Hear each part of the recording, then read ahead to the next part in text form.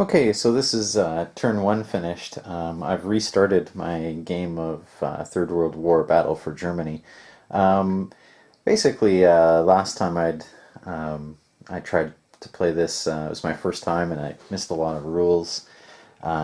This time I went through it a little more carefully, and I think think I've been pretty good with most of the rules. I might have made a few small misses here and there, but I've kind of got a handle on the game system now.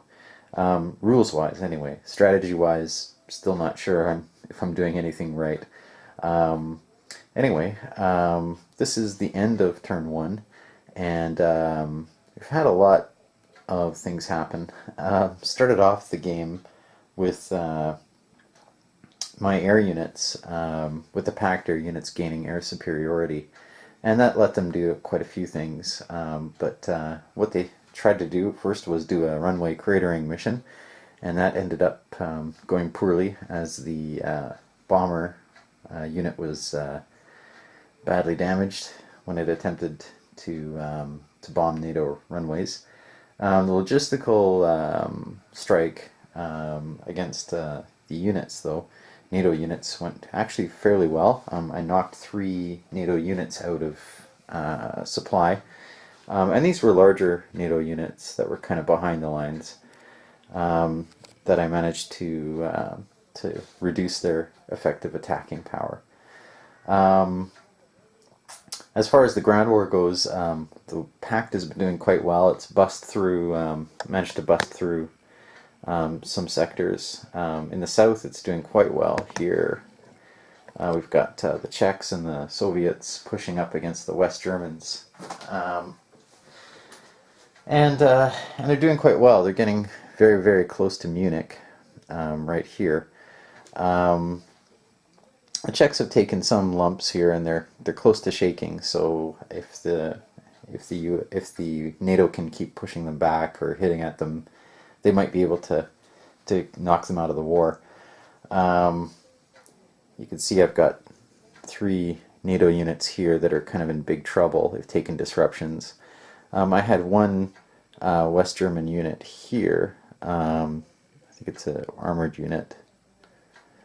It's mechanized infantry that got trapped in this little cauldron right here and managed to break out during the NATO ground phase. So it's kind of sitting in Czechoslovakia right now, and the Soviets are going to have to stop them there. Up near the center of the board, and I'll just zoom out here. Up near the center of the board, kind of near towards Frankfurt and Fulda Gap. Again, this pact has done quite well. It's managed to, in the first turn, it managed to isolate and surround this large NATO unit. I think it's the 3rd U.S. Armored Division with another U.S. Air Mobile unit, and it inflicted 7 disruptions on it because it couldn't retreat anywhere. NATO had to work hard to break through, and basically establish a line of communication to it, and the West German 1st Panzer managed to finally kind of try to rescue it, although it looks like this larger unit could get crushed in the next turn. Up near the north, I'll just pull up my camera here. Up near the north, it's been kind of a mixed bag. The Soviets definitely are kind of pushing up against the NATO units here. There's been sort of some push and pull back here.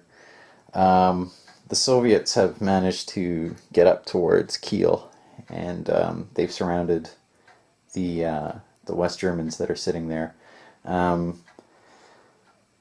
Over here, we had a NATO counterattack that went kind of too well. It ended up eliminating a Soviet armored division, or sorry, two Polish armored divisions, but came at the cost of a British armored division and some West Germans. So there's kind of this growing gap going on up here. What I did earlier in the game, I should mention, is I managed to use my air transport to get a Soviet air mobile division way across the border, and it took out a Pomka site. So it basically eliminated one of the U.S. Big units that was on the way to reinforce NATO, which was a big win for the Soviets. The NATO units around here are having to clean up this unit that's sitting here behind the lines, and it's retreated into Mannheim. So it's sitting there.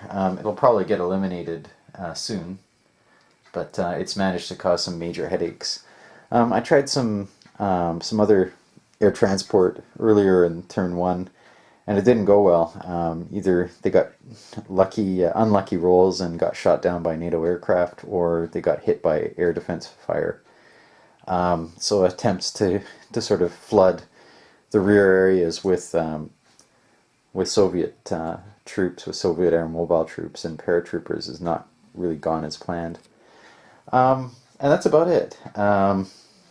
So far, the Soviets are doing quite well. Turn 2, NATO's almost certainly going to get air superiority, and then they should be able to start hitting back. But the way things are going, it's hard to say. Soviets definitely have been hitting hard, and it's going to be interesting to see what happens next.